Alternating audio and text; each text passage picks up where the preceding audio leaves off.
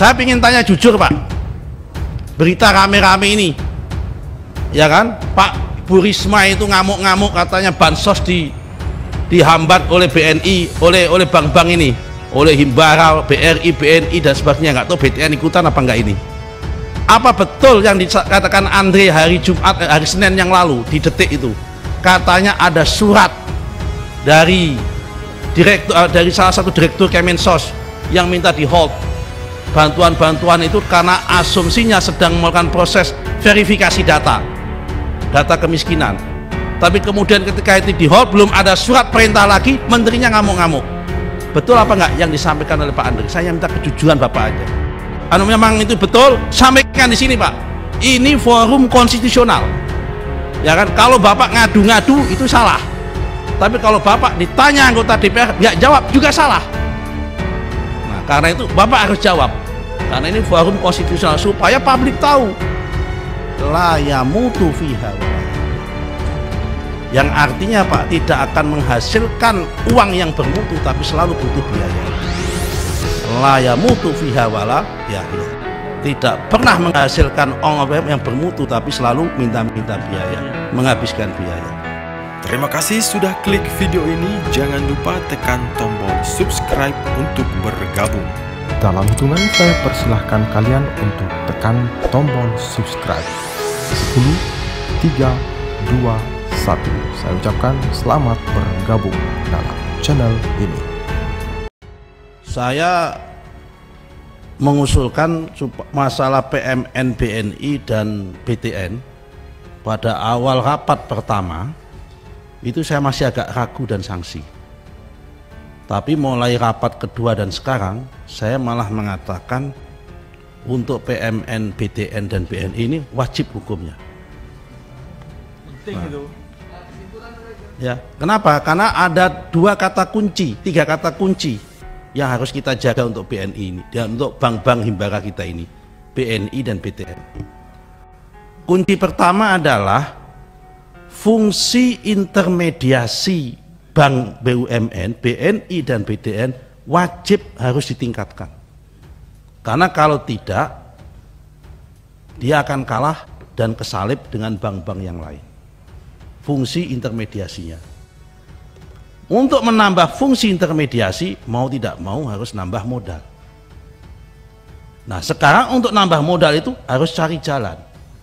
Jalan pertama adalah tentunya melakukan right issue.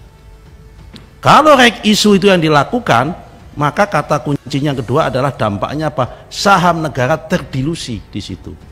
Nah, karena itu saya masuk kunci kedua, saham negara tidak boleh terdilusi di situ. Harus tetap pada level bottom up 60%, tidak boleh kurang dari 60%. Kalau sampai 55 nanti tergoda lagi, suatu saat nambah lagi, lama-lama akan terdilusi, tidak boleh. Karena itu harus sampai level 60% minimum, biarkan publik ini 40% dan sebagainya. Nah, karena itu kalau sampai dia melakukan right issue kemudian sahamnya terdilusi, supaya tidak terdilusi bagaimana? Memang butuh PMN. Jadi ini suatu industri yang sehat. Supaya apa? Saham negara tidak terdilusi. Nah, kalau nggak terdilusi, kalau nggak melakukan right issue, intermediasinya berkurang, akan kesalip karena modalnya kesalip oleh bank-bank yang lain. Kalau modalnya kesalip, tadi mengatakan ratingnya akan turun.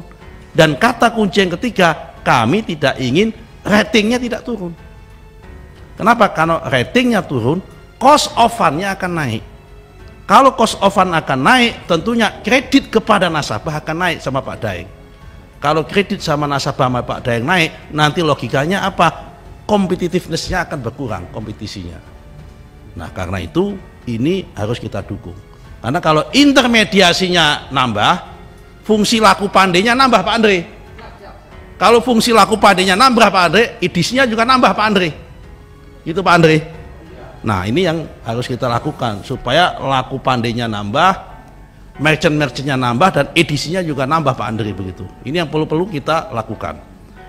Kemudian yang terakhir Pak Royke sama Pak ini, saya ingin tanya jujur Pak, berita rame-rame ini, Ya kan? Pak Bu Risma itu ngamuk-ngamuk katanya bansos dihambat oleh BNI, oleh bank-bank ini, oleh Himbara, BRI, BNI dan sebagainya. Nggak tahu BTN ikutan apa enggak ini.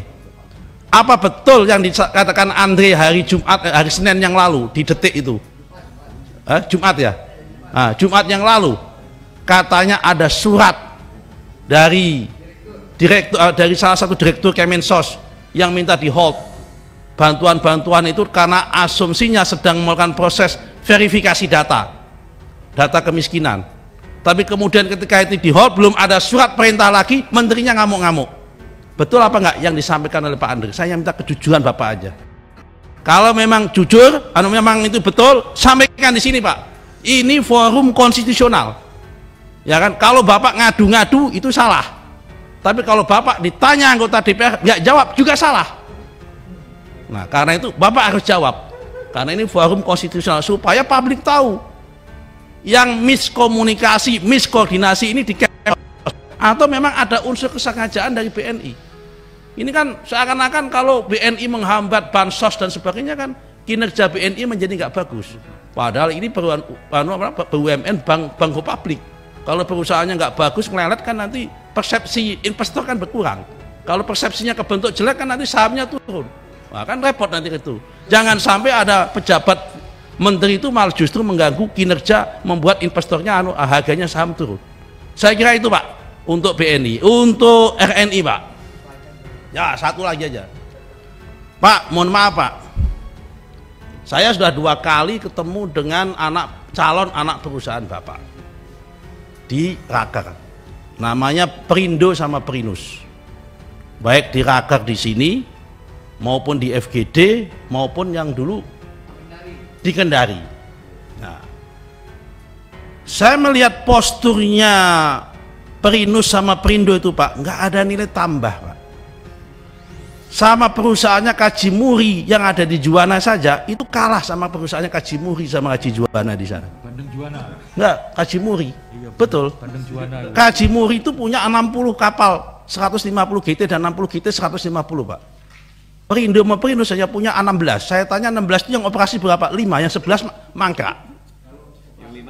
Udah kayak gitu membutuhkan lagi hanya mau menampung kapal-kapal ikan nelayan-nelayan yang 5 GT, 15 GT, 20 GT.